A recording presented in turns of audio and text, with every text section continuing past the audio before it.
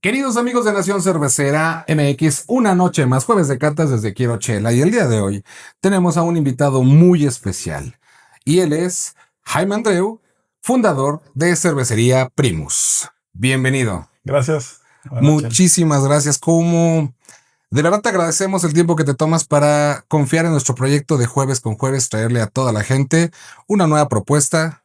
En su caso, no es nueva, sino consolidada de cerveza artesanal. Bueno, no creo que pueda llamarse ya consolidada, pero sí es un proyecto que ya lleva al menos unos años más que varios de los que están ahorita en el mercado. Y me refiero a eso en cuestión de que pues han abierto brecha, ¿no? Eso sí es una realidad. Sí, o sea, creo que todos nos vamos abriendo brecha unos a otros. Ujú. Hace unos pocos días falleció justamente Mauricio Fernández, el alcalde. Sí, Y bueno, fue padre en estos últimos días recordar las pláticas y las charlas que tuvimos con él.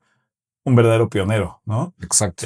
Sea lo que sea en su figura política y desde la trinchera de alguien que tuvo pues todos los medios para empezar un proyecto cervecero, pero bueno, lo hizo antes que casi todos, ¿no? Así es. Y la verdad es que grandes aprendizajes, muy padre platicar con alguien que estuvo en ese momento y pues bueno, creo que todos vamos teniendo un espacio en el tiempo donde nos toca aportar algo a la industria y hemos tenido nosotros estos últimos 20 años para hacer algo a favor del consumo en México. Perfecto, muchísimas gracias. ¿Qué te parece si empezamos con una sección que se llama ping pong? Bien. Es algo que los chavos dicen, es respuestas rápidas, sin filtro. Pregunta lo primero que te venga a la mente. Respuesta, ¿correcto? ¿Va? Tempus al atardecer o jabalí para una noche de parrillada. Uy, jabalí para una tarde de parrillada y tempus para una luna llena. El primer vaso que te emocionó como fundador o el último lote que te dejó en shock. ¿Qué elegirías? El primero que me emocionó como fundador. ¿Qué preferirías? ¿Una medalla o crítica honesta del cliente? Totalmente crítica, honesta, el cliente. ¿Exportar a Europa o conquistar CDMX por completo en cada tienda, en cada Conquistar la Ciudad de México. fundador romántico o empresario despiadado? Creo que depende de la época, ¿no? Ha habido veces que mi primo Rodolfo es el empresario despiadado y yo el romántico, y luego nos cambiamos el papel y vamos alternando. Ok. ¿Qué palabra no puede faltar al describir Primus? Bueno, familia, y no Ujú, por primus de primos, sino porque somos varios que ujú. estamos, integramos la familia, y luego gente que se ha sentido parte de la familia por estar en el proyecto. Y la otra, pues pienso yo siempre la experiencia extraordinaria, que esa es nuestra misión. Ujú. Y bueno, no es una sola palabra, pero es como el otro moto que siempre traemos a la mesa. Súper.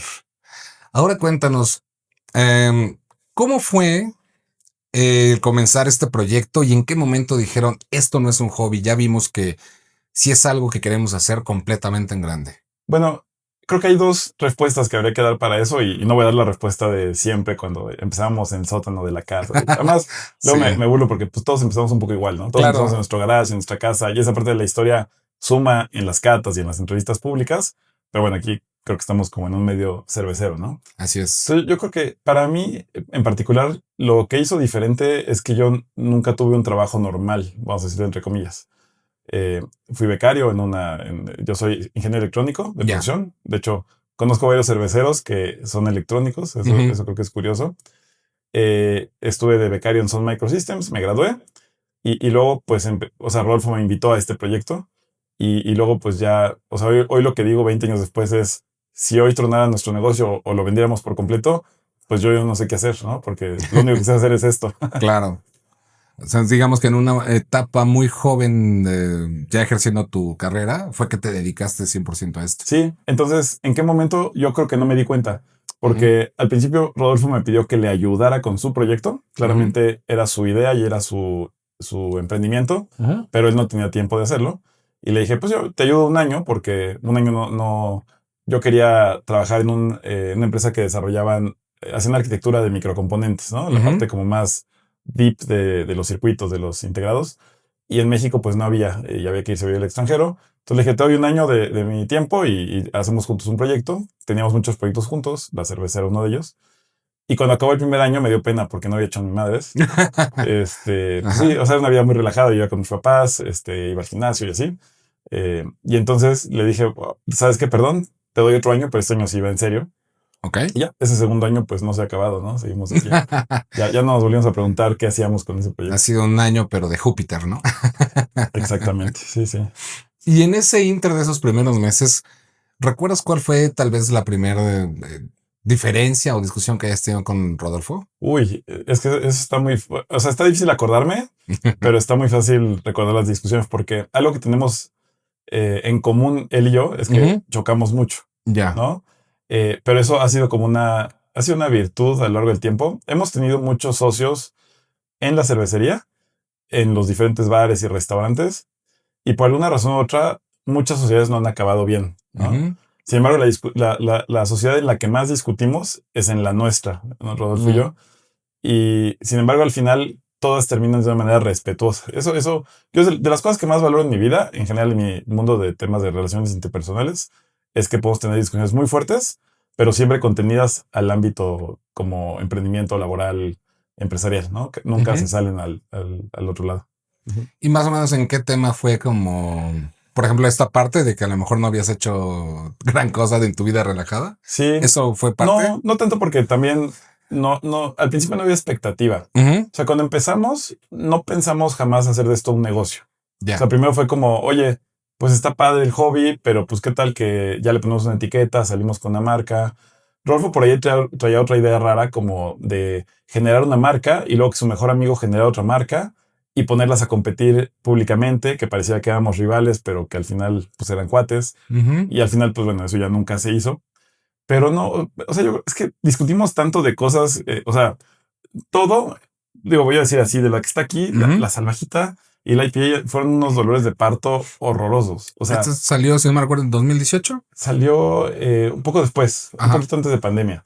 Ajá, exacto. Su lanzamiento casi Ah, durante pandemia. 2019, sí, algo así. Y bueno, la diseñadora que estaba no me dejará mentir y mi prima Rebeca y el resto del equipo, o sea, las discusiones para llegar al diseño final por un punto, por una coma, por muévelo a la derecha, porque el jabalí se ve triste, ¿no? Ok. Entonces, o sea, Aunque tú esté en fijas silueta. el IPA y ves la mirada, entonces la mirada tiene que haber un tema como de misticismo y tiene que haber un tema como de furia y de la parte salvaje, pero se veía deprimido, ¿no? Y entonces, no, pues cámbiale la sombra de los ojos, ¿no? Y este tipo de cosas luego nos toman muchísimo tiempo de discusión Ujú. interna.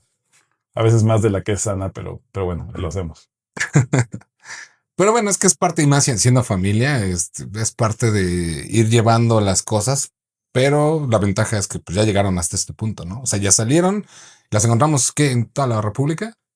Pues sí, o sea, me gusta pensar eso, pero luego pues hay tiendas a las que voy y, o sea, bueno, estamos en todos los autoservicios grandes, Ajá, en exacto. algunas de las cadenas regionales pequeñas, pero bueno, pues luego me cruzo al súper que está enfrente de mi casa y no hay, ¿no? Ujú. Y entonces, pues bueno, es una especie de dolor doble, ¿no? Porque por un lado no tomas lo que querías y Ujú. por otro lado dices, "Puta, tendría que haber hablado con tal persona y el distribuidor y ya. El hecho de irte a tomar una cerveza rica y relajarte, pues te convierte en un pedo de trabajo que tienes que ir a resolver la En semana que números, entra, ¿no? Que ¿no? estás Sí, sí, calculando. sí. Porque más, cuando te pasa a ti, Ajá. pues te imaginas a cuántos más consumidores no les pasó en esa semana, ¿no? Y los que puedes ir perdiendo, tal vez que ni siquiera iban buscándola, pero no la vieron, ¿no? Sí. ¿Y sabes dónde me pasa mucho más? Ujú. En los restaurantes. Ok. Si de pronto llego a un restaurante que me costó muchísimo conquistar y después de que 1 o 2 años, lo que sea, llego y ya no hay, o sea, está en el menú y no tenemos producto, me enojo. Entonces, hay veces que prefiero cenar a un lugar donde no está nuestra cerveza para no toparme con ese problema que luego me digo, a ver, hoy es para relajarme, o me aseguro que haya producto o mejor no voy, ¿no? Porque si no, luego termino enojado en una tarde de viernes en la noche. Bueno, esa es la desventaja, sería tal vez porque hay pocos lugares a los que no puedes ir, ¿no? O sea, realmente la realidad es de que tu producto está en casi todos lados. Bueno, fíjate, antes de pandemia nos iba mucho mejor en bares y restaurantes. ¿Ah, sí? Y la verdad es que eso a mí me gustaba más. Y bueno, ahora todos los días trabajamos porque eso suceda. Con pandemia, nosotros no caíamos en el autoservicio. Debo decirlo que, o sea, no sé, bueno, por ejemplo, una de las discusiones grandes con Rodolfo al principio era en cuál iba a ser nuestro canal de distribución, ¿no? El día del lanzamiento de Tempus, que fue un 7 de septiembre de 2007, don Elio Rodero, el dueño de La Castellana, se acercó y nos dijo, yo la quiero en exclusiva y quiero que sea un producto de La Castellana. Y bueno, pues yo dije, pues ya, o sea, ya la armamos, ¿no? O sea, Claro. lanzamos hoy, mañana tenemos distribuidor, se acabó y la chamba está fácil. Y bueno, Rodolfo no quiso. O sea, dijo, no, a ver, sí, sí, te vendemos, pero no en exclusiva y nosotros vamos a buscar otros clientes. Entonces ahí hubo una pequeña primera discusión, ¿no? Y luego el tema de autoservicios. Yo siempre he sido como más atascado en el tema comercial, de que me quería abrazar pues con Walmart y con los grandes vendedores. Ujú. Y él no quería. Él decía, no, vámonos por el canal ahorita de centros de consumo y más. Que a la postre sí fue un acierto. Ahí fue donde creo que construimos mucha marca. Pero la pandemia nos obligó a volvernos de autoservicio. O sea, Claro. aunque ya teníamos un pie adentro, no estábamos en todos. Y la pandemia nos obligó. Y la verdad es que creo que fue un acierto en su momento. Pero ahorita creo que es momento de seguir construyendo en el centro de consumo. Perfecto. Y hablando de esos contrastes, ¿qué es lo que aprendiste si ahorita contrastaras el comenzar en el garage y el volumen que ahora maneja? Mm, Bueno, pues muchas cosas. O sea, Ujú. porque creo que este proyecto no se entiende si no estuviéramos todo el tiempo aprendiendo algo. O sea, Exacto. de hecho, hoy hay cosas que quiero conocer y entender del proyecto pues que tengo que empezar a descubrir. Y esas son las épocas que más me emocionan de la cervecería. Cuando de pronto todo se pone, no fácil, pero cuando todo es un poco lo mismo de siempre y ya te la sabes, es cuando me aburro. Ujú. Y de pronto cuando llega un nuevo problema de, oye, ¿cómo le hacemos para ocupar espacio en esta categoría? ¿O cómo le hacemos para que nuestra distribución ponderada en el servicio crezca 2 puntos? Y entonces ahí es donde pues te pones a aprender, ¿no? Porque no sabes. O sea, pues yo no sabía, yo no era mercadólogo, yo no era nada comercial. Y pues todo lo tienes que ir aprendiendo sobre la marcha. El día que te llega un reporte de Walmart, no tienes ni idea de cómo interpretarlo, ¿no? O sea, Sí, no sé si has visto un scorecard sí, de Walmart, pues no se entiende, ¿no? no. Y bueno, ya por lo menos creo que de la mitad como la mitad, ¿no? O sea, la cuarta Ujú. parte, pues ya le entiendo muy bien qué significa y las otras partes, pues ya habrá un experto ahí en la empresa que nos ayude. Pero no, yo creo que todo el tiempo estás aprendiendo algo ahí. De lo que más valioso creo que hemos aprendido comparado con el principio es el valor del equipo. O sea, realmente no importa si tu cervecería tiene mucha lana, si tu cervecería tiene un gran producto o tiene un producto medio o lo que sea, lo que hace la diferencia es la gente. O sea, Ujú. tú puedes salir a vender un producto estándar, pero con un gran equipo y puedes volverte la cerveza favorita de cierto segmento de público, o puedes tener el mejor producto de México, pero si tu equipo no lo vende con pasión, si tu equipo no comunica, pues entonces ahí se queda, ¿no? Ujú. Y ahora hablando de esto, eso es algo que inclusive para hoy nos costó un poco de trabajo, pero fue el de, claro, esto voy a hacer el flyer, sí. Bueno, tú me dijiste, va a ser de jabalí. Ok, pero entonces pongo cervecería jabalí, pongo Primus, o sea, ha habido como de repente Sí. confusiones en eso, porque Tempus y jabalí parecen dos marcas diferentes, ¿no? Ajá. Son dos marcas diferentes, sí. A eso me refiero, es como de repente digo, comercialmente debe tener su razón, estoy seguro. Pero, ¿cómo fueron las decisiones del branding y el posicionamiento? Y si fueron estratégicas o si nacieron al azar para tener este Sí, tipo de situación. totalmente nacieron al azar. O Ok. sea, un poco, te digo, en este atasque era, pues, a ver, hazte una marca y hazte otra. De Ujú. hecho, la primera idea de Rodolfo, que de hecho algunos de nuestros competidores lo hacen, era que cada cerveza, cada estilo, fuera un nombre diferente, Ya. ¿no? Ujú. Entonces, pues había que construir, pues acá hay una marca que se ha vuelto relativamente sólida, ¿no? Pero si yo tuviera 4 diferentes, pues tengo que construir 4. Si tengo cierto presupuesto, pues o lo diluyo o le meto presupuesto a la casa, ¿no? Ujú. Eh, en nuestro caso, por ejemplo, Primus, que es el nombre de la cervecería, es una marca que no nos importa posicionar. Claro, me importa que el comprador de la Comer sepa quién es Primus. Me importa que el comprador de Buffalo Wild Wings sepa quién es Primus, ¿no? Y sea una marca que te comunique seriedad, te comunique apoyo, te comunique todo lo que en un negocio quieres. Claro. Pero las marcas que realmente queremos que los consumidores conozcan son Tempus y Jabalí. Y marcas completamente diferentes. De hecho, hasta me gusta cuando la gente no ubica que son de la misma cervecería, ¿no? Exacto. Ajá. Porque eso te habla de que sí has logrado hacer pues 2 hijos que tienen la personalidad suficientemente distinta para que la gente no las conecte y las comunique. De hecho, por ejemplo, hasta la levadura es diferente entre ellas, ¿no? Ujú. Eso nos ayuda a que la persona sea distinta. Y pues sí, Jabalí está pensada para el bar, para que la gente quiera hacer fiesta, para una noche hacer una carne asada. Y Tempus no, Tempus está pensada para sentarte en el restaurante, tener una celebración, una copa, estar en tu casa leyendo, destaparte una cerveza. Es como para un momento más pues ceremonial en el momento, en el eh, relajado, ¿no? Pero ceremonial. Es diferentes personalidades. Pero aunque parece ser que lo hubieran hecho así pensado, realmente surgió al azar y fueron dejando madurar las marcas. Sí, a ver, y esa discusión que dices también la hemos tenido y no solamente nosotros, sino en algún momento cuando Heineken decide invertir en el negocio, de las primeras cosas que nos dijo el CEO en aquel entonces fue, oye, a ver, pero ustedes tienen que decidir, o van a hacer cervecería Tempus o van a hacer cervecería Jabalí, pero no les va a alcanzar para posicionar dos marcas, ¿no? Y sí, como que mucho el dilema de esos años fue, ¿somos una casa de marcas? ¿Somos una house of brands o somos una branded house, ¿no? Entonces, Ok. pues sí, o sea, ¿y cómo quieres que la gente te conozca? En el pasado como que estaba, no sé, Procter and Gamble, ¿no? Y tenía muchas marcas y creo que cuando éramos chicos, de la misma generación más o menos, Sí. pues había anuncios de Procter and Gamble, ¿no? Y Ujú. entonces y entonces tú confiabas como en el big corporate. Y en algún momento, como dijeron, ¿sabes qué? Eso no tiene sentido. Ujú. Vamos a hablar de las marcas. O sea, vamos a hablar del papel del baño, vamos a hablar del shampoo, vamos a hablar... Y eso te conecta mucho más como consumidor. Entonces, al final decidimos, pues mira, ni modo. O sea, tenemos este problema, que es, tenemos dos marcas.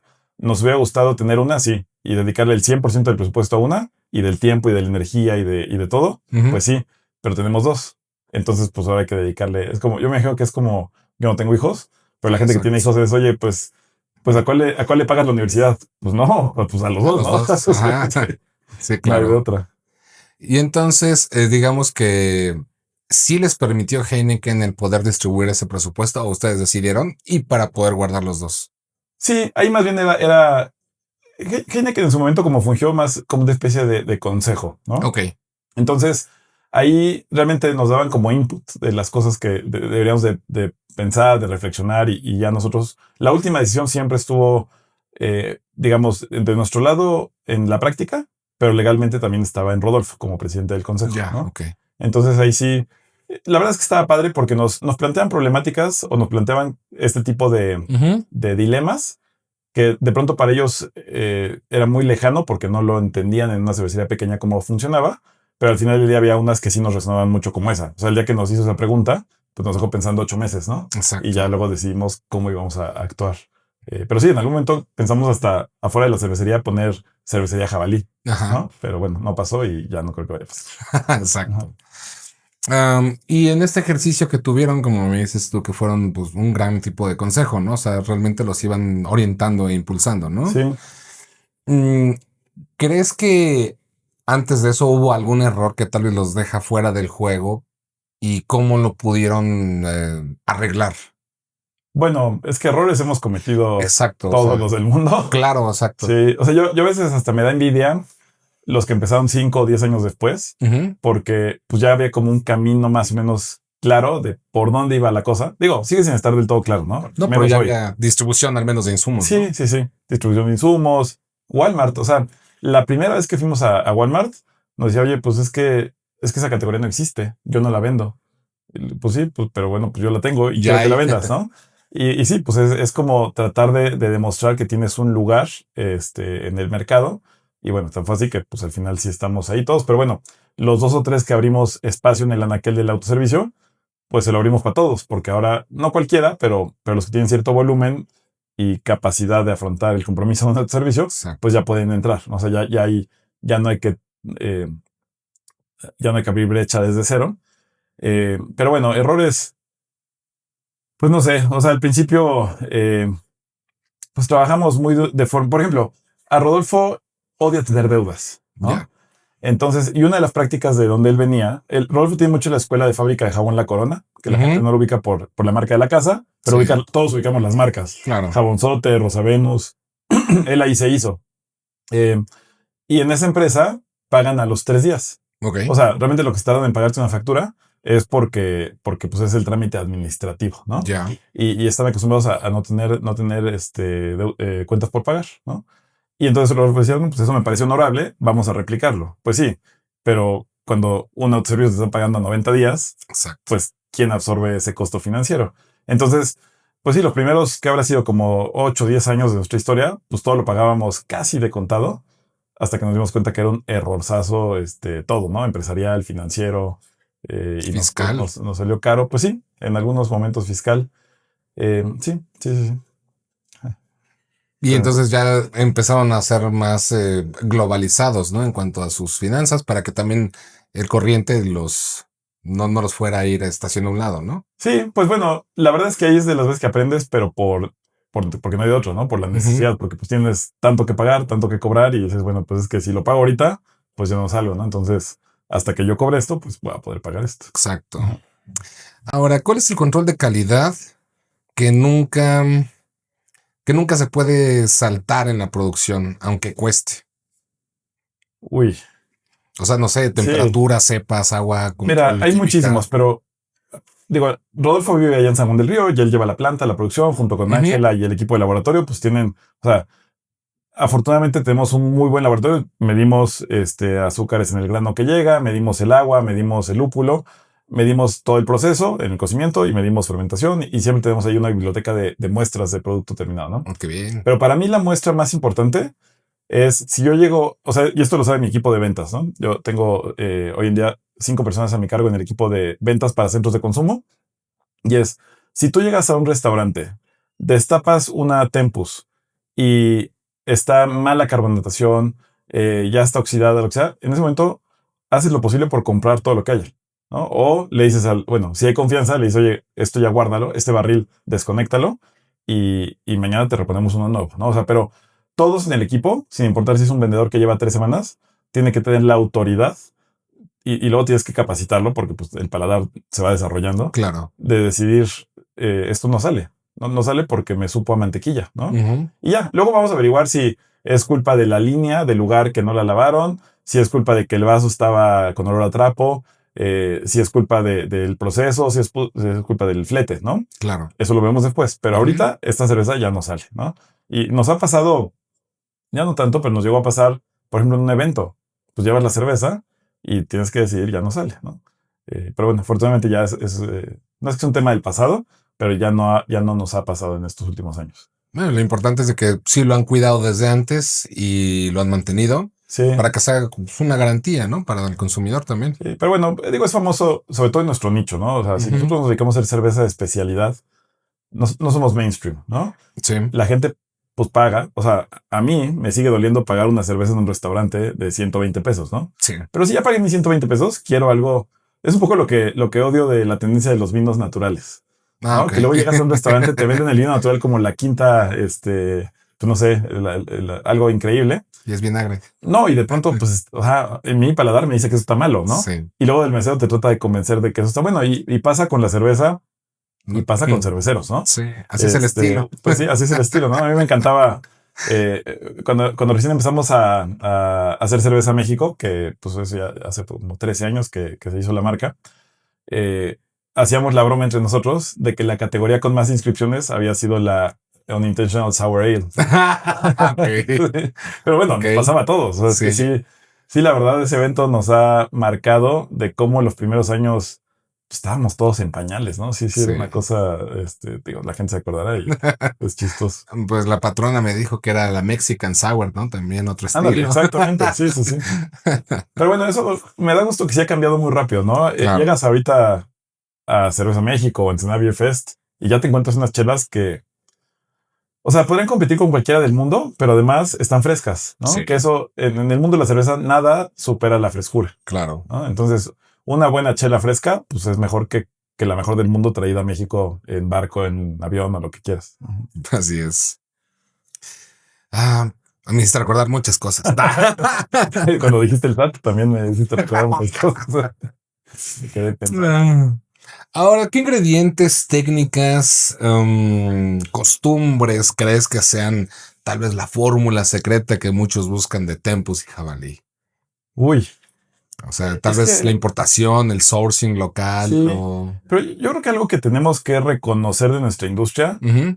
es que o sea, como que el éxito, la magia, no está en los ingredientes, o sea, y no está en el proceso. A ver, hay cosas que hay que cuidar, la calidad sin Ujú. duda, hay de pronto algunos temas de disciplina, o sea, yo creo que hacer Así es. cerveza sin duda tiene que estar muy amarrado de disciplina, por eso nuestros mejores cerveceros, no solo en Cervecería Primus, sino en todos lados, pues son biólogos, son Ingenieros en químicos, alimentos. etcétera, ¿no? Porque tiene esa disciplina de trabajar tiempos y yo aquí no veo bacterias, pero pues ellos Ajá. saben que esto está infestado de, ¿no? Y de células, de todo tipo. Muertes y todo, sí. Entonces, yo creo que, y luego nos lo dicen los clientes, ¿no? O sea, yo Ujú. puedo hacer una Tecate bien hecha en mi planta y yo puedo replicar cualquier cosa porque, porque no hay ciencia, no hay magia en eso. Eh, los ingredientes son los mismos para todos. Exacto. Yo creo que la verdad, el reto verdadero está en la parte comercial, está en la parte de cómo atendemos a los clientes y está sin duda pues, en las experiencias que podamos armar, ¿no? Ahí está todo. O sea, y de nuevo, puede ser exactamente el mismo producto, cata ciegas. Y si uno lo Claro. vende a un buen vendedor y lo hace en un lugar viendo a tu artista favorito en un concierto, pues te vas a ver deliciosa, ¿no? Ujú. Y si estás apagado y vas a una taberna que está sucia y te traen la cerveza y te la dan en la botella, pues te vas a ver mala, ¿no? Entonces, creo que mucho está en la percepción y en las historias que podemos contar alrededor del producto que nos tomamos. Exacto. Iba con esta pregunta porque, no sé, tal vez es muy 2018, pero sí, de repente había gente que quería o trabajar conmigo o colaborar y era así, pero de, oye, pero es que el lote pasado lo hicimos con otras maltas y es que ya no encontré esa malta Sí, y tuve que, pues, cambiar la formulación para llegar al mismo estilo, ¿no? Pero siempre era de, no, es que pues, yo quiero aprender cuál es tu receta, así como si fuera receta secreta. Pues es que no hay, ¿no? Como tal. sí. Y mucho depende del equipo y depende de, o sea, Y te hay varía, libros, ¿no? Hay ¿no? libros de recetas. Y Ah, pues, exacto. Pero además hasta te varían los insumos de una temporada a otra, ¿no? O sea, sí. No sé si recordará la gente, pero en el tercer año de Cerveza México, algo que también fue un punto de discusión entre nosotros, Rodolfo decidió liberar públicas las recetas de Tempus. ujú, Entonces las publicamos. Yo dije, oye, pues, o sea, a mí me daba miedo. Y sí, dice, no, pues, o sea, ojalá alguien la haga, porque si alguien la hace y le queda buena, pues bien por nosotros. Y si alguien la hace y le queda mal, pues va a valorar más lo que hacemos. Y creo también. que sí, se cumplió. Luego ya se perdió, quién sabe, ya ni siquiera está, ya no sé si en internet se puede conseguir particularmente creo que era la de doble malta, la que estaba ahí Ya. pública. Pero no, o sea, yo creo que en el mundo de la cerveza no hay secretos, con excepción de los que le agregan, bueno, adjuntos, ¿no? Porque, bueno, sí no es lo mismo agregar el chocolate en el cocimiento, en la fermentación, en la maduración, si lo agregas en extracto, si lo agregas sólido, Ujú. etcétera, ¿no? Ahí sí creo que hay algo de secreto, pero bueno, pues ya también sabes que nuestra línea de cervezas pues, es más tradicional en el sentido de los cuatro ingredientes, ¿no? No, casi no le agregamos nada a la cerveza. Exacto. Y ahora, por ejemplo, sí tienen estilos de temporada, ¿no? ¿Cómo manejan la estandarización versus la experimentación? ¿Qué porcentaje de volumen total son ediciones especiales y cuál es la línea estándar? Bueno, esa es otra de las batallas que conforme creces vas no perdiendo, pero vas limitando. Ujú, Porque si queremos ser consistentes, o sea, si yo quiero que todas las jabalí geles sepan consistentemente igual, salga a tiempo la producción, poder cumplir con mi forecast del autoservicio, ujú, pues tengo que tener más controles y más procesos y más estandarización. En el momento que yo voy a la planta y le digo, oye, ¿por qué no hacemos esta cerveza con hoja de aguacate o le metemos sandía, y limón, que, o sea, eso lo ujú. hacemos de hecho, Sí, pues les partes, ¿no? Lo primero se preocupan por la limpieza y se preocupan por en qué momento van a agregar la hoja de aguacate. Y bueno, hemos hecho entre todos un trade-off de dónde sí se vale, en qué momentos del año, en qué momentos no, porque podemos quedarle mal a los clientes de siempre. ujú, Eh, y bueno, lo que hacemos es que tenemos esta planta, tenemos una planta nano de estas de Portinox o Brunei, ujú. lo que sea, de 60 litros. De ahí escalamos a 600 litros, que es una planta este, de estas de, ya no me acuerdo si, bueno, Milcar nos la vendió, ya no me acuerdo en qué Ah, momento, en qué marca estaba él. Legacy o en... Creo que Ajá. es Legacy. Ujú, Y luego finalmente ya la escalamos a la planta grande. ya. Entonces, eso nos ha permitido mucho la flexibilidad. Casi todos los experimentos se intentan primero en 60 litros y después en 600 litros. Ajá. Humildemente. No, pero digo, está muy padre que desde 60 litros le Sí, escalen, bueno, ¿no? no creas, porque luego es un reto, porque, o Sí, sea, la principal razón por la que los experimentos no se hacen en 3500, que es el lote estándar, es porque luego, ¿qué haces con ellos? sí, sí, no se mueven. Entonces, bueno, hemos ideado ahí en la planta, tenemos la parte turística. Si Ujú, alguien no ha ido, pues, en este momento es cuando los invitamos a que vengan a la planta ujú. de ¿Cómo martes a pueden ir? domingo. En ¿Hay, nuestro Instagram, hay que Primos registrarse o algo Cervecera así? MX, Ajá, lo ideal es reservar. ajá, Se puede llegar. O sea, si tú un día llegas, jamás vamos a decirte que no. ujú. Pero para agendar el recorrido, date los 45 minutos del tour, más que te sientes a comer tu hamburguesa y demás, lo ideal es que nos avises que vas a llegar. Ah, ok. Ahí en el Instagram están los métodos medios de contacto, sino en Google, el teléfono que aparece público, ahí lo atendemos. Y entonces la gente puede llegar a la planta y ver un poco de todo lo que se está haciendo ahí. Pero bueno, se me fue el avión de la pregunta original. No, me estabas diciendo que no se manda a los 3.500 litros directo. Bueno, entonces obviamente tenemos 2 llaves de las 8 de las 10 que tenemos ahí en la planta de experimentos. Ok. Te decimos, oye, lo que vas a probar aquí es un experimento que se hizo con chile ancho, ¿no? Nos juntamos con Ancho Reyes, hicimos una extracción de chile ancho e hicimos esta cerveza, pruébala. Y entonces ahí, creo que ahí sí se vale, porque ahí si la gente luego no la vuelve a encontrar, no te dice nada. O luego si sabe diferente, pues es un experimento, ¿no? Claro. Ahora afortunadamente tenemos también el Jardín Jabalí, que cumple como una función de la extensión turística o de la experiencia de Primus, que está ahí cerquita de la planta. Es un barbecue y lo que buscamos ahí también es el desplazamiento de proyectos de innovación y samplear. En nuestro origen, cuando tuvimos 8 sucursales del Depósito, La Graciela, Fiebre de Malta, era el mejor estudio de mercado que podíamos tener. Claro. Porque ahí la gente que tomaba cerveza iba ahí. Y ahí les dabas a probar cosas. Si te hacían fuchi, entonces ni siquiera en ese mercado, ¿no? Exacto. Si te la lavaban, pues entonces ya probabas algunas otras cosas. Hoy en día es un poco diferente porque al menos para nosotros el mercado fuerte ya no está en los bares 100% cerveceros. De hecho, a veces nos da, pues como, no tristeza, pero nostalgia. Pues nostalgia de que llegas a un bar cervecero y claramente lo que la gente quiere no es una jabalí o una Tempus. La gente quiere, cuando vas a un lugar como Quiero Chela, pues lo que quieres es que hay nuevo. Quieres experimentar con lo que no has probado. Quieres lo nuevo que acaba de llegar de otra parte del mundo, ¿no? En algún momento Tempus y Jabalí eran esas cervezas. Sí. Y hoy pues ya no lo son. Hoy son las que convenientemente puedes encontrar en muchos lugares y que tenemos que competir en un mercado que es un poquito más voraz desde mi perspectiva. Exacto. ¿No? Sí, hay menos diversidad en el autoservicio que en el taproom o que en el bar especializado, pero pues es un poco más complejo. Exacto. Esa es la parte interesante de la historia de ustedes, precisamente cómo empezar del garage como todos, pero fueron llegando hasta las grandes ligas en ese impulso que les dieron, ese consejo, etcétera. Y ahora están peleándose con las grandes, ¿no?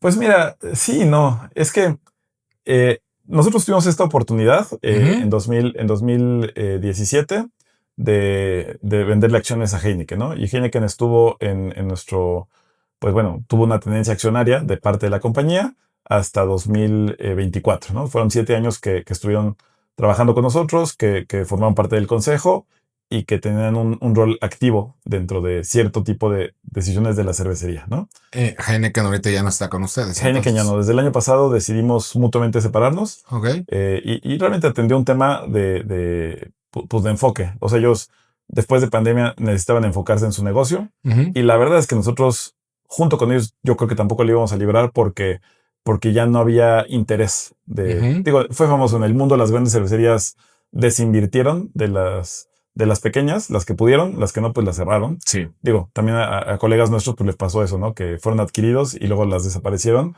Claro. Yo no creo en esta parte como del interés de eliminar a las chiquitas, ¿no? Simplemente creo que pues no supieron qué hacer como si le das un juguete delicado a un niño con manos grandotas, pues lo va a romper, ¿no? Claro. No hay el cuidado que hay que tener con ese producto, con ese proyecto, pues es muy distinto. Ahora, conocer a las grandes desde adentro, que eso creo que ha sido de las experiencias más padres que yo he tenido en mi vida, te permite entender la realidad del mercado. Y la verdad es que somos tan chiquitos que no les hacemos cosquillas, ¿no? O sea, yo pensaba a veces que hasta mediáticamente, a ver, cuando la COFESE, cuando nos tocó ir a hacer la denuncia y eso, claro, eso sí tuvo un impacto mediático.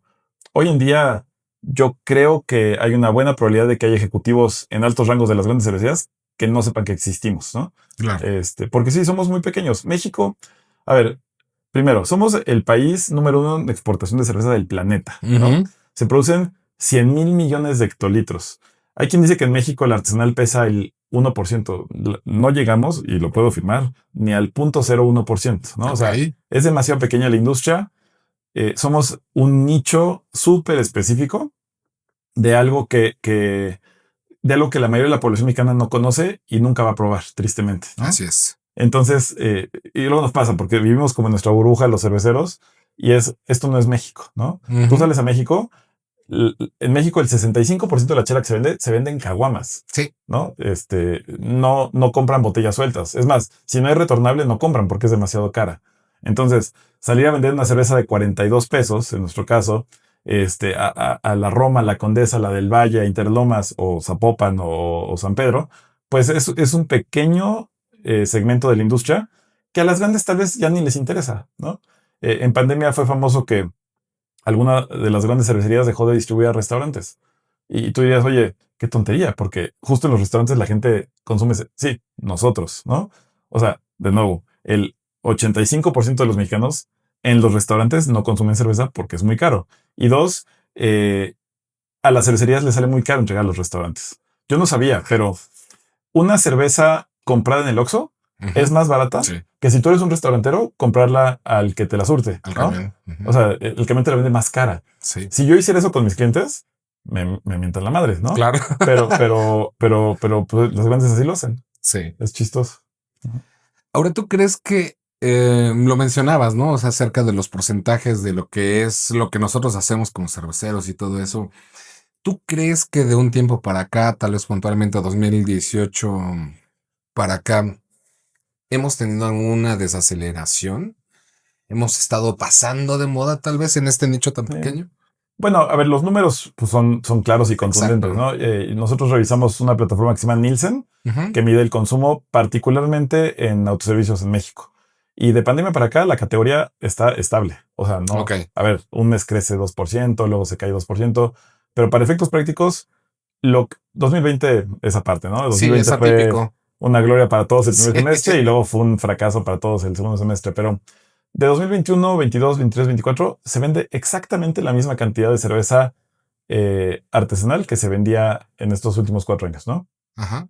Y entonces, si el pastel no crece y tú de pronto ves más marcas, pues lo único que significa es que nos estamos peleando la misma rebanada, ¿no? Exacto. Lo cual pues es bien peligroso. O sea, es como, y luego la gente no me entiende en otros contextos, pero en este contexto la gente me va a entender. Es como cuando la levadura empieza a cometer autólisis, ¿no? Se empieza a descomponer el producto porque lo único que tienes que comer pues es a ti mismo, ¿no? Y eso no es sano. No. Entonces, creo que la categoría no vive ahorita su mejor momento, pero existen dos tipos de personas. Los que creen que la ola del crecimiento importante de la categoría ya se nos fue. Y pues México nunca tuvo ese pico que tuvieron España, Argentina, Chile, Uruguay. Y estamos los que creemos que eventualmente va a pasar, ¿no? O sea, y lo malo es que son ciclos muy largos, son ciclos generacionales. A los 18 años que tuve oportunidad de ir por primera vez a Europa, yo todavía no era cervecero, pero me acuerdo que algo de lo que más me llamó la atención es que los jóvenes no tomaban cerveza. O sea, yo llegué sin conocer de cerveza, pero sabiendo que la cerveza del viejo mundo pues era muy buena, ¿no? Entonces, pues a probar. Y pedía cerveza y la gente me decía como, oye, pues no, o sea, tú deberías estar tomando un Smirnoff Ice, deberías estar tomando o sea, como cosas que estaban en ese momento en boga con los jóvenes. Sí. Y la chela era para viejos.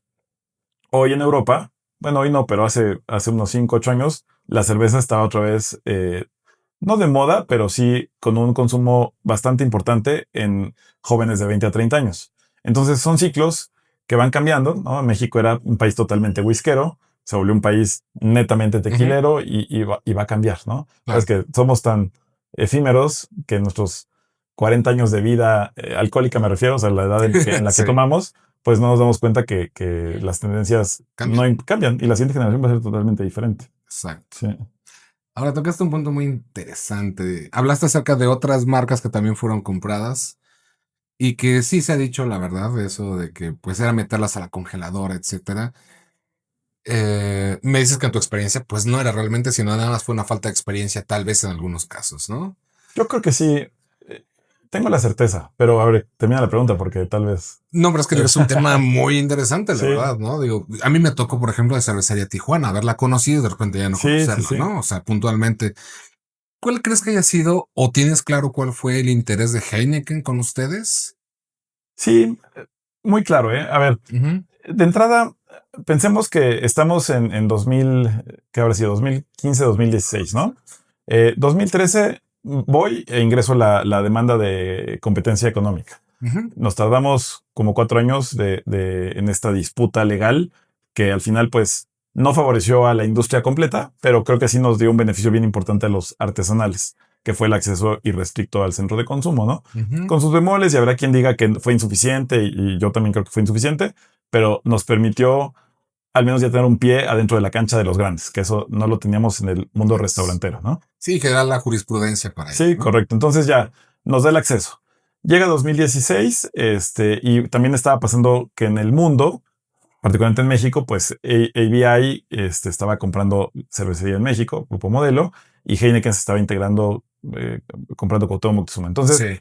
todo cambió en ese año, ¿no? O sea, cambió el tema de darse cuenta que realmente había un peligro legal en tema de competencia, pero luego además ya no eran las familias que eran propietarias de las cervecerías, sino transnacionales que llegaron a México y que tienen departamentos que se preocupan mucho por la reputación y también por el tema de compliance con temas regulatorios, ¿no? Sí. Entonces, eso fue la fórmula perfecta para que las grandes dijeran, oye, ¿cómo le hacemos para poder fluir mejor con estos pequeños que, a pesar de que miden nada, nos están causando un dolor tan grande? Y bueno, entonces nos invita primero Modelo a platicar. Con Modelo tuvimos pláticas bien interesantes. Yo nunca había vivido un due diligence, ¿no? Que van y te miden y cuánto vales, se meten a tus libros. Y bueno, lo que no supimos en ese momento es que mientras lo hacían con nosotros, lo hacían con Cucapá, lo hacían con Tijuana, lo hacían con Mexicali, lo hacían con Bocanegra, ¿no? Entonces, en el momento que nosotros decidimos rechazar la oferta, llegamos a la parte económica, pues todo muy padre hasta que te dicen, bueno, sí, pero esta oferta económica implica que tú te vas, ¿no? Y nosotros dijimos, no, a ver, este proyecto de Tempos y de Jabalí es nuestro. Sí. Y aunque estamos dispuestos a colaborar y a invertir con alguien más, nosotros no nos vamos a ir. Y entonces ya ellos nos dijeron que no. Y bueno, a la semana anunciaron la adquisición de las otras marcas, ¿no? Sí. Que también creo que fue una gran jugada. O sea, yo creo que poca gente ha hecho tanto beneficio en esta industria como los propietarios de esas marcas. Porque vendieron en el momento más importante de la industria, cuando parecía que todo se iba a calentar y que iba a explotar el mundo cervecero. Con especulación vendieron, digamos. Claro, vendieron el caballo en el momento que estaba ganando las carreras, ¿no? Claro. Entonces, no importa si el caballo después iba a ser bueno o malo, se iba a lastimar, pero el caballo en ese momento valía lo que le pagaron, ¿no? Entonces, pocas personas en México han hecho tan buen negocio cervecero como los propietarios de las marcas que se vendieron, ¿no? Ahora, tristemente, pues sí, pues fue eso, ¿no? O sea, un juguete delicado en manos de un niño que no sabe manejar con delicadeza y que también van cambiando las prioridades. Yo sinceramente creo que Tomás y Ricardo, la gente de Modelo que decidió la compra de las pequeñas, tenía buenas intenciones. Sí, evidentemente querían conocer cómo operaba desde dentro una cervecería.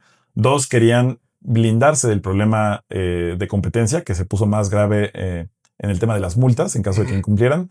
Claro, o sea, todo fue pensado con pinzas para protegerse ellos. O sea, sí, las grandes corporaciones siempre van a ver por su bien, siempre, porque ese es su deber con sus accionistas, ¿no?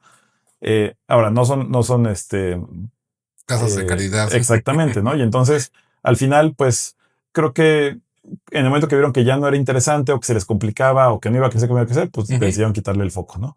En nuestro caso, una vez que rechazamos la oferta de Grupo Modelo, también vino un momento interesante porque Heineken necesitaba participar de ese mercado, ¿no? Y entonces eso nos abrió la puerta a una negociación bien distinta, de decir, oye, nos interesa comprarles, oye, pasamos por eso, no nos interesa vender, Claro. pero nos interesa financiamiento, una colaboración, proveeduría, y entonces ya nos sentamos en la mesa y cada quien dijo, a ver, estos son mis límites, estos son mis límites, esto es lo que estoy dispuesto a dar, esto es lo que estoy dispuesto a dar. Y bueno, Rodolfo hizo una lista, ahí sí, la verdad es que le doy el mérito a Rodolfo, hizo una lista Santa Claus. Ajá. Y yo dije, no, pues eso no lo va a aceptar nadie, ¿no? Pero lo puso en la mesa. Y nos lo aceptaron. Ok. Entonces. O sea, todo de arriba abajo. Prácticamente todo. Okay. O sea, sí, o sea, los últimos años, a pesar de que estaban ellos en el consejo y demás, tenían el voto de calidad, lo tenía Rodolfo como presidente del consejo. Bueno, pues, o sea, tan fue así que la historia que podemos contar es que al final se fueron y listo, ¿no? O sea, no. Si hubiera sido al revés y ellos hubieran tenido mayoritario y el control, pues hubieran decidido cerrar la compañía. Oye, dejó de interesarme en el segmento artesanal. En México no pegó o no ha pegado, pues desconecto el cable. Sí. Y pues ya, o sea, ellos sí saben hacer eso, ¿no? O sea, tú y yo tenemos amor por nuestros proyectos. Claro. Ajá. A mí me dolería cerrar este proyecto como nada en la vida. Es matar un hijo, ¿no? No tengo hijos, no lo haría, ¿no? Pero imagínate, ¿no? Ellos no. O sea, en estas corporaciones hay gente acostumbrada a que si este proyecto está causando más, está costando más del beneficio que está generando, apágale el cable. Y lo hacen 8, 20 o 40 veces al año con Claro. diferentes proyectos y no pasa nada. Como Beer Factory, ¿no? Que también fue el momento de boom. Sí, nada más que ese sí nos dolió a todos y me Sí. consta, a los accionistas de ellos también y sí, ese fue doloroso. Para todos, ¿no? Lo que significó en la industria y demás. Y triste porque si algún modelo de negocio en este contexto que estamos platicando me parece bastante viable y sano, es el de los brewpubs, Sí. ¿no? O sea, yo creo que brewpubs tienen mucha vida por delante. Yo creo que la clave para construir una marca es tener tu propio lugar y ahí hacerla y ahí tener tu comunidad. Pero bueno, pues Beer Factory por alguna razón u otra no jaló y Se dice que fue bursátil, ¿no? fue También el triste. asunto. Sí, pues yo me imagino que tiene que ver con muchos factores Ujú. y uno de ellos, claro, es la desaceleración del consumo de cerveza artesanal en los centros de consumo. Ujú. Y como le dices tú, yo creo que los brewpubs tienen como mucho que dar, pero también la cuestión es, creo que como tal esa marca también se desatendió un poco, ¿no? Y dejó de, no cambió carta, no cambió oferta, Sí, también eso. mira, o sea, digo, a mí me pasa al revés porque conozco muchos proyectos por dentro Ujú, y de lo que se ve por fuera a lo que se ve por dentro creo que sí hay una diferencia drástica. Pocas empresas han invertido tanto en entender como comportamientos de mercado como ellos, por ejemplo, ujú, ¿no? Eh, Poca gente tenía tanta gente preparada. O sea, Beer Factory ganó en primer cerveza México todas las medallas, ¿no? En el segundo, en el tercero. O sea, mientras estuvo Eric con ellos, se llevaron todo. Luego salió Eric y de todos modos siguieron ganando medallas, lo cual te hablaba de una preparación de un equipo, pues de una forma que los demás no teníamos, ¿no? claro. Llegaron a tener 5 o 6 maestros cerveceros al mismo tiempo. Pues nosotros tenemos uno, ¿no? Sí. Entonces, yo creo que fueron víctimas un poco de los tiempos, las circunstancias. De nuevo, si la industria cervecera hubiera llegado al 7% de España, al 15% de Argentina, nada de, o sea, todos, siempre me burlo un poco con Paco Talamante y con nuestros demás amigos. Ajá. Les digo, hay una realidad alterna en la que todos somos millonarios, ¿no? Sí. Nuestros yo Sí, cuánticos. exactamente. Nada más que nos tocó venir a la realidad en la que se aprende más. Ahora, desde la primera venta al primer distribuidor hasta hoy, ¿cuál fue el punto de inflexión comercial que permitió escalar? Uf. Em, No sé si tengo una respuesta. O sea, a ver, el primer cliente, y lo tengo clarísimo. Bueno, a ver, hubo Ujú, dos primeros clientes. El primer cliente fue en un Expo Gourmet. Llegó ujú, una señora y me dijo, oye, ¿y eso qué es? Le dije, cerveza artesanal. Ah, me llevo una caja. Me dijo, ¿cuánto cuesta? Y yo no sabía. ¿Por qué? Porque la acabamos de hacer y nuestra intención era venderla. Íbamos a dar ampliar. muestras. Ajá. Ajá. Y entonces en ese momento pusimos un precio y Ajá, entonces fue sí. una caja, ¿no? Fue la primera venta. 720, ¿no? Sí. Así, ajá, Señora, si nos está viendo, repórtese porque nunca supimos quién fue. Pero bueno, entonces la señora. Y luego, pues la Castellana fue nuestro primer distribuidor, ¿no? A Sí. nivel 5 o 6 tiendas, un poco ahí de centros de consumo, muy leve. Ujú, Y de ahí, yo diría que un punto de inflexión muy importante fue expandir el portafolio. O sea, teníamos un solo producto. Tempus iba a ser solamente Tempus clásica, que de hecho ya no existe. Ya exacto. solamente la tenemos como de temporada, es la Altier. Y, y bueno, hasta que entendimos que tenías que tener una oferta no muy amplia, porque también eso creo que luego nos exageramos todos en hacer como 80 estilos, ¿no? Pero donde cada estilo cumpla con un rol, Ok. ¿no? Una cerveza para cuando hace calor y estás acabando tu partido de fútbol o de Ujú, pádel o de la bici, ¿no? Una cerveza que te acompaña en el asado de día con la familia. Una cerveza que está hecha para maridar con tacos al pastor, que es de mis momentos favoritos del día. Entonces, cada cerveza tiene que cumplir con un rol. Tú tienes una sola cerveza, es bien difícil darle esa versatilidad, ¿no? Entonces yo creo que tener el portafolio adecuado y suficientemente amplio, primero era todos hacer como más estilos, ¿no? Ya ahorita estamos como acotándonos. Y la otra, pues bueno, evidentemente el retail, ¿no? O sea, más allá de los autoservicios, pues todo lo que implica el retail entre tiendas gourmet, tiendas delicatessen, vinaterías, etcétera, pues es lo que te da un poco más de rotación al portafolio. Ujú. Y en esa misma rotación de portafolio, ¿cómo es que ustedes analizan y deciden qué cerveza sacar de su catálogo? Que Bueno, hemos visto varias sí, cervezas que han sacado, ¿no? sí, mira, o sea, algunas las hemos sacado por error. Ok.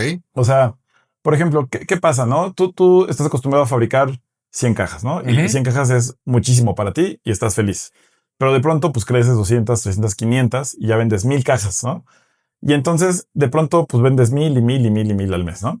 Y de pronto, esta por un problema de catalogación en los supers, empieza a vender menos y menos y menos y menos, pero no porque la gente no la quiera, sino porque se apagó, porque el sistema, y nos llegó a pasar. Nos llegó a pasar justo con Tempus Clásica, que se desconectó en 2 o 3 otros servicios, circunstancialmente, no en el mismo momento, pero tiempos parecidos, y de pronto estamos vendiendo 100 cajas, ¿no? Cuando ya estás acostumbrado, o sea, 100 al principio hubieran sido muchas, y estaríamos felices, pero cuando ya vendes 100 de otra y vendes 100 de esa, se vuelve alguien a quien tienes que jalar y arrastrar. Entonces, pues siempre el eslabón más débil, siempre el que corre más lento, pues hay que dejarlo atrás para que lo de adelante pueda moverse más rápido, ¿no? Entonces, esa es una. Sí. Y la otra, pues no, o sea, creo que justamente ha sido así, porque por circunstancias externas, porque de ahí en fuera no hemos matado nada que funcione, digamos, ¿no? Y vuelvo tal vez incisivamente al punto. Algunas pensamos que tal vez tuvo a ver que visto con esta unión con Heineken. Me mencionas que más bien fueron los números, pero entonces a nivel operativo, ¿qué es lo que tú notaste que cambió inmediatamente ya junto con la unión con Heineken? Bueno, a ver, parte de las condiciones que fueron límites que ellos pusieron es que la persona que fungía en la toma de decisiones financieras, o sea, el CFO, ¿no? Le llaman las grandes cervecerías, aquí le llamamos el financiero, tenía que ser alguien de ellos, ¿no? O sea, pagado por nosotros, pero alguien que ellos nos pusieran, ¿no? Entonces, creo que esa fue la cosa más drástica que tuvimos que aceptar y vivir con ella. Y la verdad es que, o sea, yo ahí sigo viviendo como una especie de dilema, ¿no? Yo creo que de lo peor que le puede pasar a un emprendimiento o a una startup es meterle el control riguroso de un financiero corporativo. O sea, porque los financieros corporativos están acostumbrados a desconectar cables. Menos. Todo exactamente. O sea, están hechos, a ver, y es la naturaleza, ¿no? Cada animal tiene una especificidad. Y función. Hay animales que su función es correr y animales que su función es digerir. Los financieros, su función es sacar el número, ¿no? Sí. Y no les importa qué tengan que hacer para que el número salga. Entonces, trabajar con eso fue muy incómodo.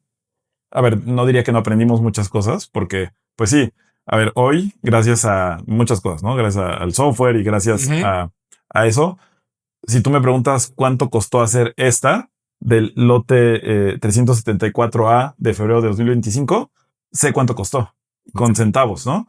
Y la verdad es que creo que muchos pecamos de que no lo sabemos, ¿no? Así es. Oye, ¿cuánto cuesta tu cerveza? Pues mira, creo que tanto. Y la verdad es que casi nadie sabe, ¿no? Cervecerías chicas y cervecerías grandes. Entonces, creo que ese control financiero es sano. El decidir basado en las finanzas es muy peligroso para ya no somos startup, ¿no? Pero para una pyme mexicana, así que creo que lo es.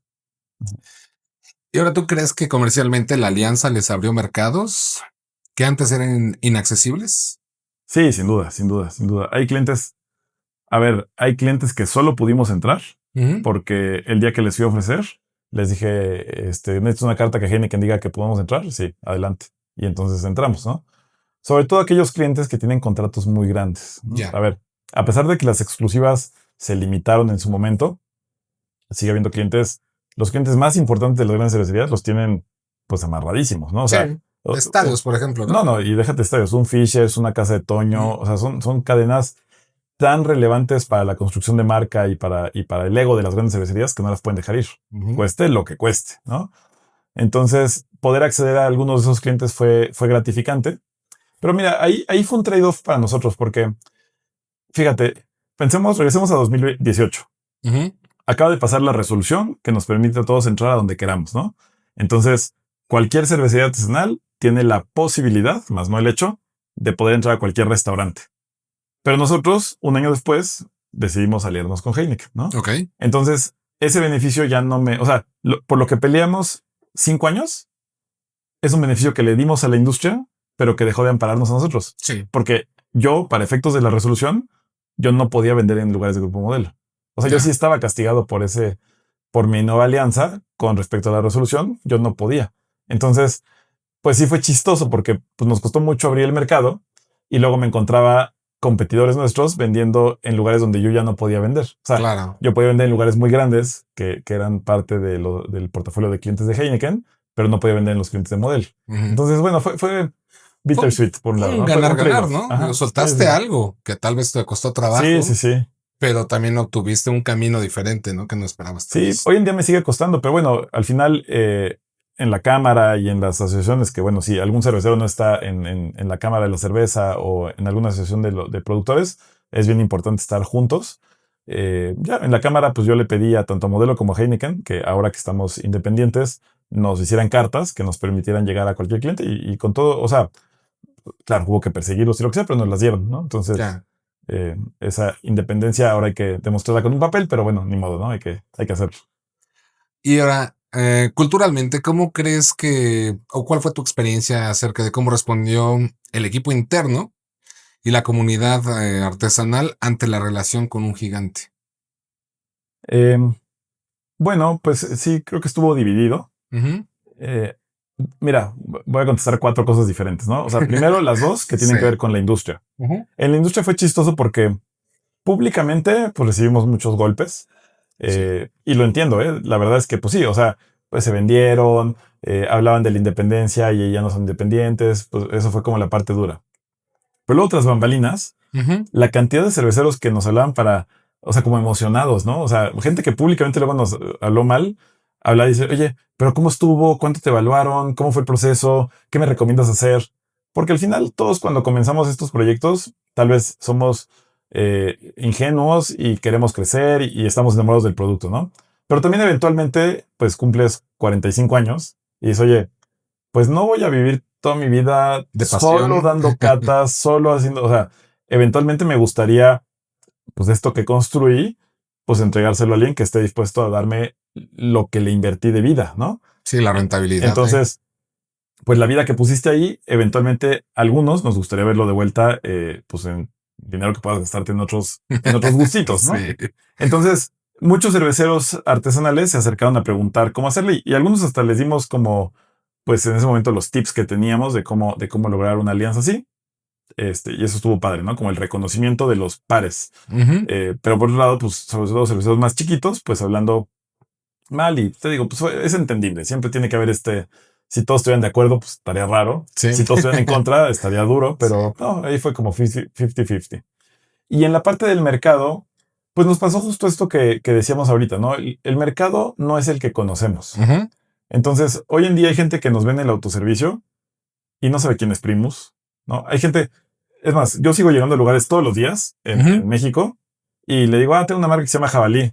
Ah, pues nunca la he probado. ¿La encuentro dónde? Pues digo, en cualquier súper. Sí.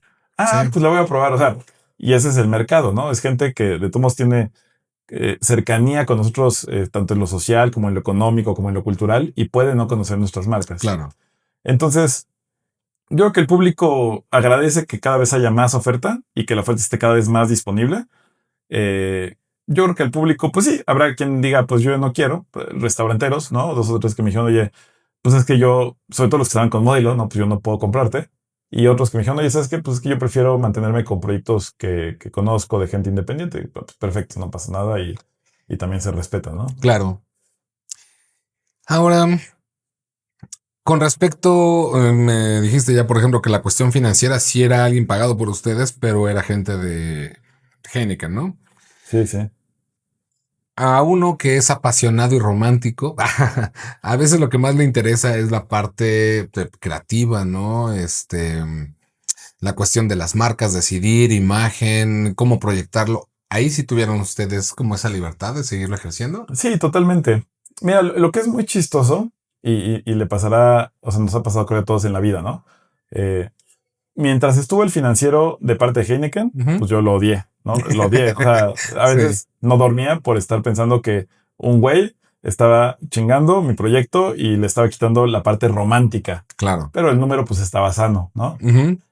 Y luego pasa como cuando pues en tu casa no te dejan hacer fiestas, ¿no? Porque vives con tus papás, pero luego te independizas y lo último que quieres es que vengan tus cuates a emborracharse, a ensuciarte el baño que lavaste, ¿no? Y entonces ya cuando nos volvimos a reindependizar, Sí, pues entonces sí valoras que el financiero te puso estructura, que el financiero te controlaba y dices, bueno, a ver, pues ahora ya que no está él, pues ahora yo tengo que hacer algo por mi bien, ¿no? Entonces, exacto. bueno, es esa dualidad que pasa y vas aprendiendo. Mm, ahora, la colaboración con New Belgium, Mural Agua Ajá. Fresca, mostró un puente internacional. ¿Cómo se gestó y qué sacaron de esa experiencia? Bueno, a ver, Ya no se encuentra, ¿no? Sí, ya no se encuentra. Y lo más importante que sacamos es la experiencia de uno de los proyectos más chingones que yo creo que hemos participado en la historia de la cervecería. O sea, yo hoy, y cuando te digo hoy, no es broma, hoy en una presentación volví a enseñar esa diapositiva de de por qué la colaboración es uno de los valores más importantes de la cervecería, ¿no? Sí. Cuando empezamos a platicar con New Belgium, estaba padre porque o sea, ellos por alguna razón nos adoraban, ¿no? O sea, como íbamos y en su reunión de distribuidores, que eran más de 1,200 personas, nos presentaban como si fuéramos los que los íbamos a sacar del problema que traían de ventas, ¿no? Ya. Y de pronto hacer esta cerveza, el reto era, hagamos una cerveza que represente México, pero pues pero Mexican Lager todavía no estaba de moda en ese momento. Sí. Y entonces dijimos, bueno, aguas frescas que tengan, pues bueno, sandía, jamaica, limón, miel de agave. Y bueno, lo hicimos en la planta piloto de ellos, pero mira, qué chistoso lo que dices hace rato de las escalas. La planta piloto de ellos, pues creo que era como de 50,000, 50,000 litros, ¿no? Y era para hacer la prueba, ¿no? Y lo demás lo regalaban ahí en su tap room y lo que fuera.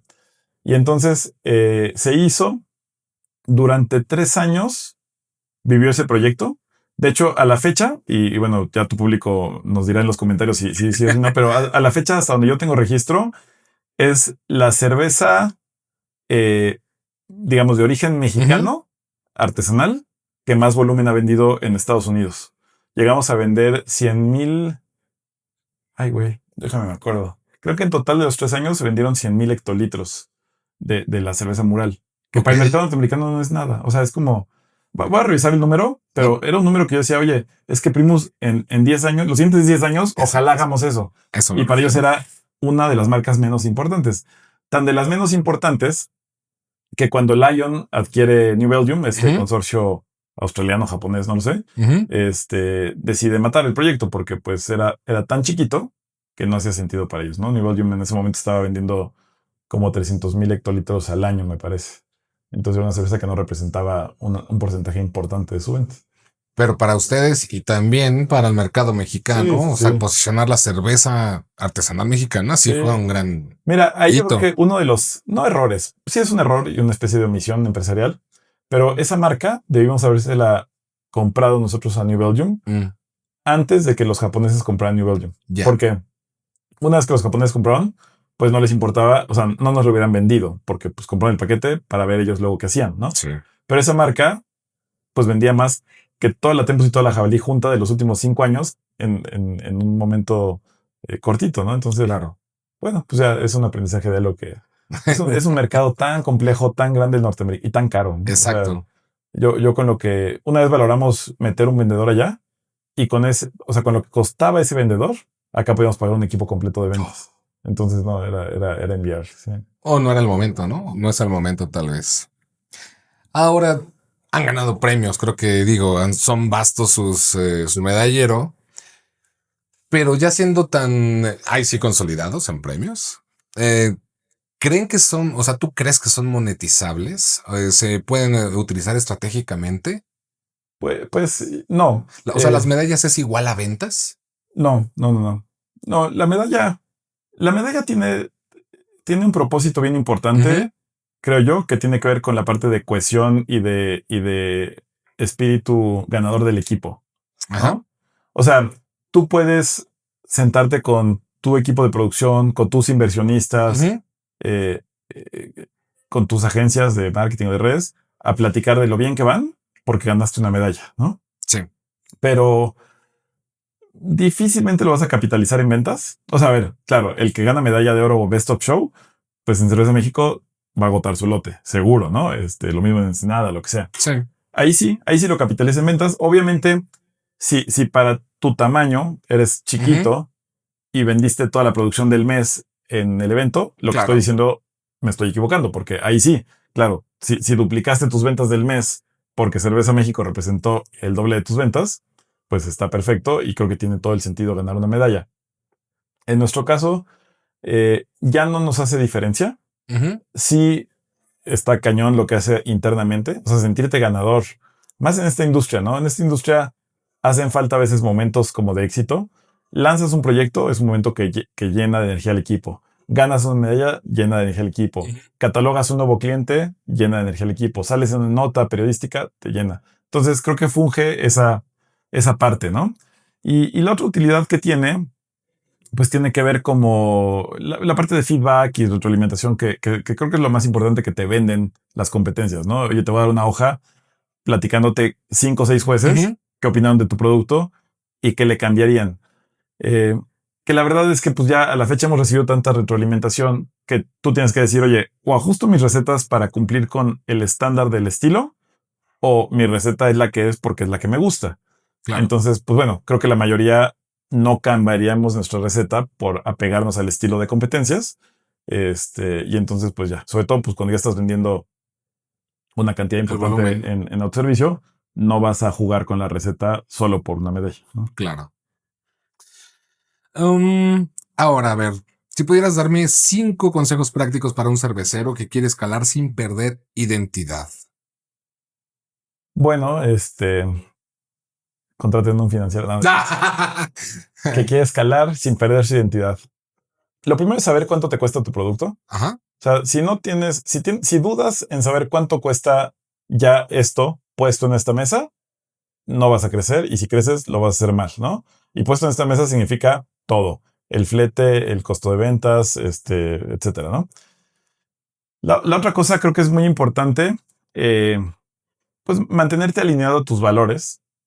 Muchos restaurantes pues van a decirte que, y mira, y ese lo junto con otra recomendación, apegarse a las leyes, ¿no? Porque la cantidad de cerveceros que venden por fuera, Sí, sin factura. sin factura, que no te cobran el IEPS, siento que eso eventualmente te lo va a cobrar. Siento, a ver, digo, también porque a mí en la vida no me ha ido bien en ese sentido, pero el karma fiscal es de los más culeros en la vida. O sea, eso sí eventualmente te va a rebotar. Sí. Entonces, por un lado, te mantienes sano y te mantienes haciendo las cosas bien, a pesar de que te duela, ¿no? O sea, obviamente cerraste el mes vendiendo 80,000 y estás entregándole 35,000 al fisco, pues te duele, y te duele muchísimo. Pero es salud mental, ¿no? Hacia el futuro. Sí. Además, si algún día piensas vender tu negocio, eso te lo van a castigar peor, ¿no? Evitar en medida de lo posible distribuir. Distribuir me refiero salir a todos lados, botella cerrada, tratar de llegar a todo el país. Ya. Creo que, ya lo dijimos hace rato, el modelo de negocio más sano en esta industria es el brewpub. Y en medida que puedas entregar, es más, si puedes hacer toda tu logística en una bicicleta, eres mucho más rentable, ¿no? Sí. Salir de tu colonia te hace menos rentable, salir de tu ciudad te hace menos rentable. Fíjate, en el mundo, esta reflexión me la hizo hacer Eric Cole de 19 Norte. Ajá. Summer Days tenía la marca. Fíjate, no hay ninguna cervecería mediana que se autodistribuya. O sea, en el mundo existen o las distribution breweries, que son las muy grandotas, o existen todos los chiquitos, ¿no? Claro. Solamente puedes subsistir distribuyendo con esos costos si eres alguien gigante. Entonces, evitar distribuir, nosotros pues ya no tenemos de otra porque ya estamos ahí. Exacto. ¿No? Pero de haber sabido, creo que hubiéramos hecho algo distinto. Y la última tendría que ver con los sistemas de información. Esta recomendación me la dio el vicepresidente de ventas de Lagunitas una vez. Estaba yo hace que habrá sido como 8 años, en este momento de que pues parecía que México iba a despegar mucho, la planta acabamos de hacer las adecuaciones, yo quería vender más, y me sientan con el máximo líder de ventas de Lagunitas, que le reportaban creo que 130 vendedores en la Unión Americana, y tengo 20 minutos para platicar con él, ¿no? Y mi pregunta fue, o sea, ¿qué es lo más importante para crear un equipo ganador de ventas y poder salir al mercado? Y no dudó nada, su respuesta fue My Software, ¿no? Me dijo, el sistema que tenemos es el que nos permite haber hecho de Lagunitas lo que es hoy en día. Me dijo, sin ese sistema, yo no trabajo, mis vendedores no funcionan y no podríamos darle la experiencia que le damos a nuestros clientes, bares y restaurantes, ¿no? Entonces, bueno, pues ahí creo que las recomendaciones serían esas, ¿no? Mantenerte apegado a tus valores, el tema de hacer todo por la derecha, a pesar de que no solo sea por cumplir con las leyes, el tema de tratar de no distribuir o distribuir lo menos posible, mantenerte como grupo, el tema de tus sistemas de información, y la quinta que ya se me olvidó, pero por ahí está. Si le regresas unos minutos, ahí se entera. Ahora, ¿cuál es tu ambición personal? ¿qué es lo que tú quisieras dejar huella en Primus, Jaime? Bueno, a mí me gustaría que este caballo esté sano y eventualmente poderlo colocar en el mercado en su mejor momento, ¿no? Eh, Como empresario, algún día esto se va a acabar, ¿no? O sea, se va a acabar o porque me muero, o porque truena el negocio, o porque Tú lo vendemos, decides. ¿no? O Ajá. porque decides, por lo que sea. Pero se puede acabar en dos momentos. Se puede acabar cuando vas ganando o cuando vas perdiendo. A mí me gustaría que si un día se acabe este juego, sea en el momento que estamos arriba, ¿no? O sea, dejarlo, pero con ganancia y que también eso te dé rentabilidad a Exactamente. O futuro. sea, que la historia al final del recorrido sea, nos fue Ganar. bien, ¿no? Ujú. Nos fue bien, lo logramos y ahora este problema es de alguien más, ¿no?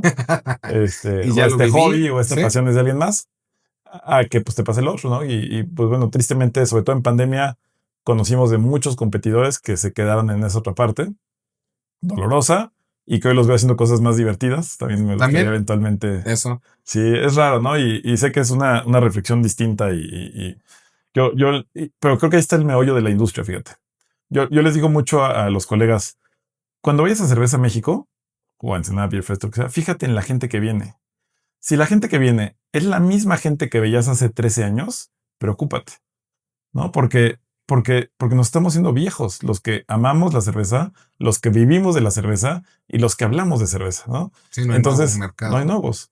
Entonces, a mí me encantaría llegar a Cerveza México y decir, vine a patear loncheras, porque entonces eso habla Sí, de la salud del mercado. claro. Pero no, pero me encuentro a Jaimes, ¿no? O sea, me encuentro a gente de mi edad, con mis gustos, con mis preferencias, que además por naturaleza, pues ya no puedes tomar lo que tomaba. O sea, las borracheras que nos poníamos en Cerveza México eran memorables, Claro. ¿no? Hoy en día vamos y nos tomamos dos o tres y de pronto algún aventurero se emborracha, pero ya no podemos consumirlo de antes, ¿no? Sí. Y es un tema generacional. Entonces, yo creo que ahí sí tenemos que empezar a hablarle a nuevas generaciones y no le vamos a hablar exactamente con lo mismo, ¿no? Hay que entender bien qué es lo que ellos quieren tomar y bueno, tratar de mantener un equilibrio entre lo que nosotros queremos hacer y nos gusta y lo que nos va a mantener con un negocio saludable en los siguientes años.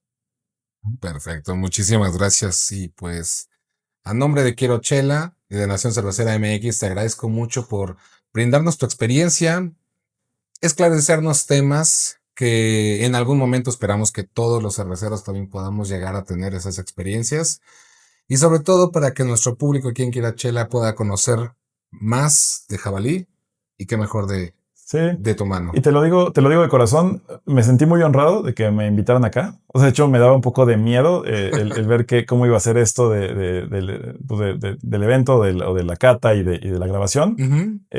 Pero creo que hay un valor importantísimo en este tema de la difusión cervecera, ¿no? Se lo he Claro. dicho a Lupulina desde la barra, ahora te lo digo a ti. Gracias. Necesitamos que alguien lleve este mensaje hacia fuera de nosotros mismos, porque a Así veces es. nos ensimismamos y eso es un error bien grave que estamos cometiendo como industria. Hay que salir a platicarle a los demás y enamorar a la gente.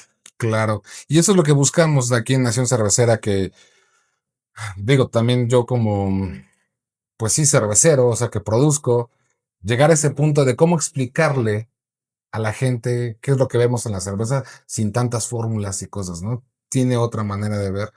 Y qué mejor que también grandes cerveceras como la tuya y tantas otras se han animado a estar con nosotros y contar su historia, porque Sí, desde ahí empieza todo, ¿no? sí, vengan. Los que no han venido, por favor, bueno, invítalos primero y No, luego sí, decídanse a venir. todos. Convocamos a todos a que hagan fila y que por favor se organicen para que podamos hacer ya catas, no solo los jueves, sino toda la semana. Muy bien. Y luego te falta la gira porque no todos están acá en Ciudad de México, ¿no? No, no, ya estamos en eso. Muy bien. Justamente estamos tratando de planear cómo hacer.